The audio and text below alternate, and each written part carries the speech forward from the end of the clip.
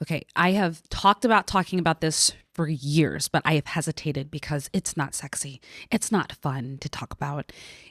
Well, I don't know. It might be fun to talk about. It might turn you on. It just depends on what type of person you are. But it's the number one reason why I see musicians fail with things like private gigs, and it is systems. They don't have systems set in place. So you got to stick with me here for a minute because okay, systems can completely alter how you run your business. Now, usually when I say systems, people immediately think that I'm talking about software or a very long Google sheet or something like that. I mean, is a part of it, but ultimately you need to have a framework for your business, know what your process is, and then you can move it to a software, whichever one works the best for you. When I started out, I had or at least I had a printout of details that I knew I would need from the gig. Their name, the groom's name, what kind of sound system I was going to bring, that kind of stuff. You can only keep up with so much paper though. So eventually I got to a rehearsal and I did not know the entrance song for the bride. Let me tell you, that was the most embarrassing moment of my life. I did not see the email until I was checking for the directions while I was driving there. Yes, I was on my phone and I was driving, but I was looking for the directions. It just got lost in the email train.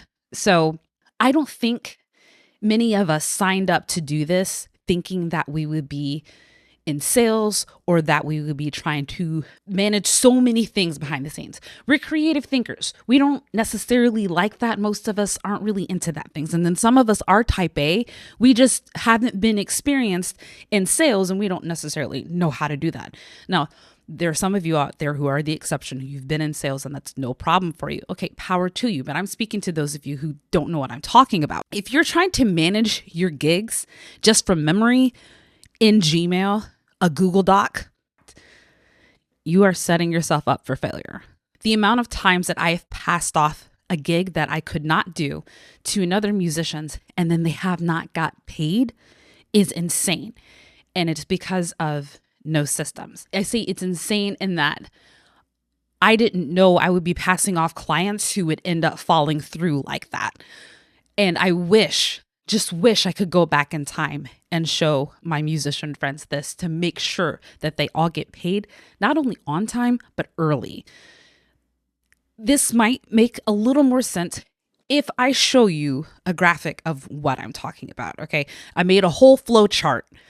All right. Let me just show it to you. This is what happens when a lead comes in from lead to a totally complete gig. All right.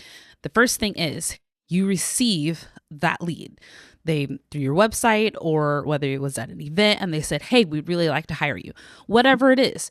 Okay. So you're going to enter in their information. You're going to check your date. You're going to see if you're available. And then you're either going to decline the gig or you're going to move on to the next part of the flow chart, which is that you're going to go through whatever your process is. You might send them something immediately, send them your prices immediately, or that might be through a brochure. Or you might continue the conversation because some people like to build up rapport before they quote. It just depends, whatever your process is. Then a lot of times people don't respond right away. So you need to follow up. And then you need to decide how many times you're going to follow up before that lead is lost. But let's assume the best and that they do want to move forward with you. If it's something like a wedding or a corporate event, a lot of times they would like to schedule a call with you. You can be going back and forth about, well, when's a good time that works for you? This day. Are you available this way? No, I'm not available this day. Are you available that day? No. It can be a whole thing. So you got to find time to have this call. Then when you get on the call, you got to know how to steer the conversation in the direction that you want it to go. Then afterwards, you need to follow up with them. You're going to send them what's called a proposal. That's the final quote. And then that's the invoice so that they can pay. And it's a contract. That's right, a contract that they sign. And a lot of us are still sending that out paper. Like we're making a PDF and sending it off to them for them to either print or to open up another app like Adobe and sign. Only in recent years has that become a little bit easier to do. But as much as we can keep people from having to download and open in other apps and email back, the better. Anyway, sometimes when you send that proposal, they don't follow up, or they take a while. They say, or I'm going to think about it. We're going to talk about it a little bit longer. You got to decide how long it's going to be before you follow up with them, and how many times you're going to follow up with them before you decide if that lead is lost or not. Let's assume though that they have decided to book you.